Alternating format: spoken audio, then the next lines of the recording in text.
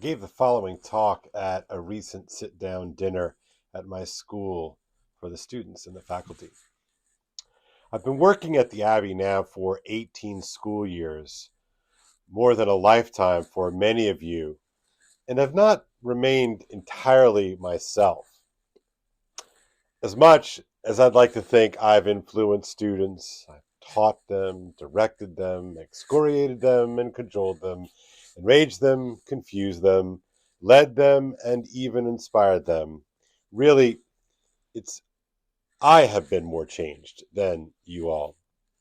Yes, I'm a bit grayer and a little puffier and certainly older, but most of that is just surface stuff. But a great influence upon me has been the ability to stay current with new slang. As a poetry teacher, I love words. I love how playful our language can be. And there's just something about the right word at the right time with the right people to bring a point alive and to make what I think we mostly care about, connection. I'm pretty sure it was from my golf team that I first heard the words no cap for the first time. Shout out PJ. I didn't know what the word meant exactly, but it was fun to hear it, connect it, and even delight in it, even if it was during a cheating scandal at the EIL tournament. Good times. I believe it meant no way, or that is a load of bull, or get out of here with that. It was about our good friend Alvaro that I first heard Margot say, Mr. Zeldin, Alvaro, I mean, he's not real. I'm not sure what Alvaro had done or not done, but I knew in that moment exactly what she meant. Shout out to Jesus, who simply sat there, smiled, and nodded affirmatively. Then, of course, there's Lord Drop and Drip, Sty and Fit.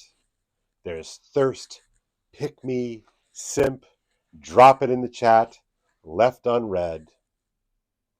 And then later on, it was when we stopped at Chippers on the way back from a golf match at that municipal golf course in Boston when I heard the word fire about whoever was running aux.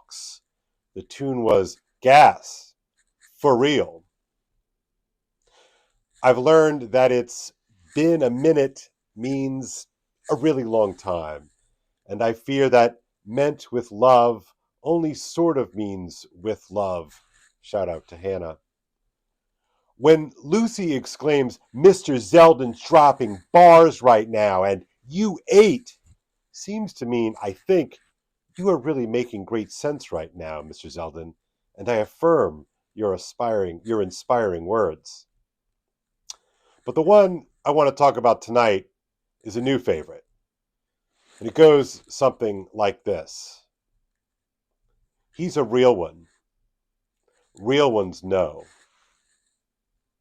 The expression, if you'll allow an English teacher's analysis, focuses on the authentic. It is a way of indicating some inner quality of truth about a person, as in a person who is reliable and authentic, one that possesses something special and genuine. In days past, someone might have said the real deal, or the real McCoy, or the genuine article, or even legit. These people, they know you, the real ones. In my time of teaching, I've come to see that this gig is really about real ones. I have to cultivate, shape, inspire, and forge my students into real ones, to help y'all become real ones and provide ample warnings about missing the mark. And in order to do this, I have to be a real one. And you are always the first to let me know when I'm failing in that task. Haunting this endeavor is the sinister antitype, the fake ones. Phonies, frauds, fakers, grifters, $3 bills. Don't be that. The other day I was talking with our own Mr. Walker, a real one, if anyone is, and we were sharing notes about our craft and our students. I teach words and he teaches images, but we both share a love for what we do. He told me about one of you all, probably in this room, who just has what he called it. The it he had was not talent exactly. It wasn't simply a have versus a have not. It was some other quality. How do you know? I asked Mr. Walker. He looked at me and said, it's the questions. Getting him locked in, tuning out all the noise, he asked me real questions. The kinds of questions that not everybody asks. You could just tell he was tinkering, trying to solve a real creative problem. He was on his way, I thought to myself, to becoming a real one, because he wasn't afraid to ask real questions. A real one doesn't ask meaningless questions. Fake ones posture, condescend, pretend. They ask obsequious and flashy questions, trying to impress without genuine engagement. It's pure show. The fake ones do not have what Jake in The Sun Also Rises by Ernest Hemingway, the idea of afición. Afición is a quality signifying a deep and passionate commitment to something, either through craft or appreciation. So you can see someone who possesses afición can both do something, but it also can see something. Afición is the marker. The real ones know. Showy questions are meant to endear you to the teacher, and for a time that might work. We are humans, we teachers, but everything outs in time. Time will make fools of us all if we are not maniacal about being real. Lady Brett in the novel is a hot mess. Jake is a blowed up shell of a man. They've both been battered by their experiences. Both are broken. They are lost. But what they have, what they share, is that they can see real. They can see the real. Why they can't be real in any conventional sense is another question, and part of the tragic possibilities of life, perhaps. Everyone around them, all of their friends, are fronting. They are transparently not in possession of the real. They are too busy trying to control what people think of them to pay any kind of attention to the real. But Brett and Jake, they can both see deeply. Now, the story, what they focus on here is bullfighting, but it need not be bullfighting. It really can be anything that is performed, any craft, dancing, singing, playing a game, songs, acting, anything which requires some kind of performance. And this quotation is from the novel, and they're talking about this young bullfighter who seems to have it.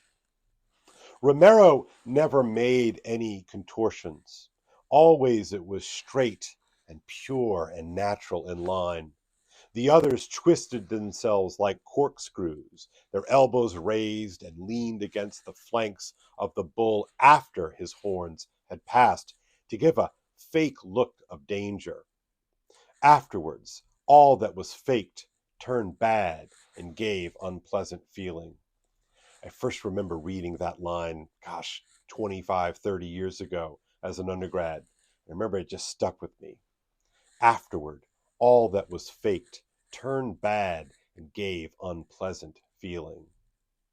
Romero's bullfighting, we continue the quotation. Romero's bullfighting gave real emotion because he kept the absolute purity of line in his movements and always quietly and calmly let the horns pass him close each time.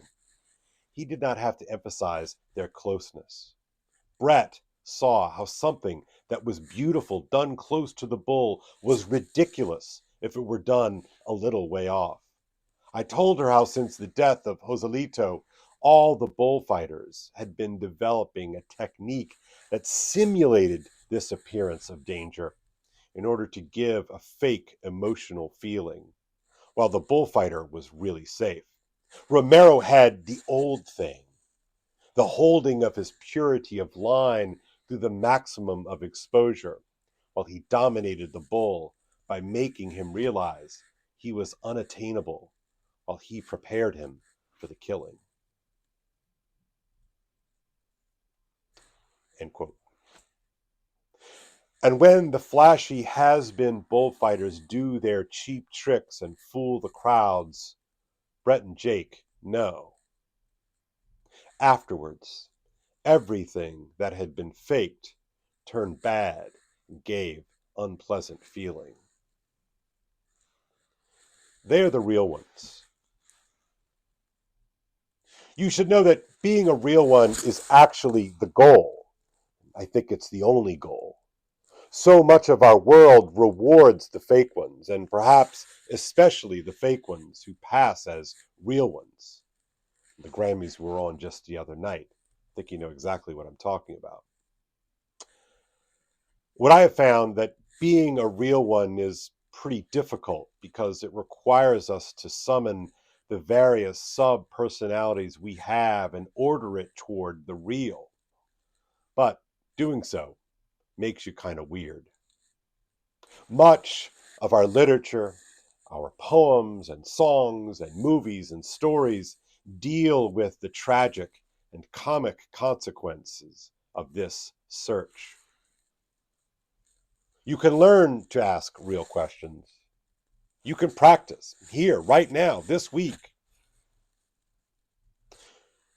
But you can't be a real one without figuring out what the really real is. Our dearly departed Father Pascal was obsessed with this, and he never tired of sharing it with us. The Mass, he would tell us, is the most real thing there is, that God is the most real thing there is. The real ones know, and the real ones see. Perhaps what is real in the end requires you to act that reality into being. Be real, my friends, for real ones know.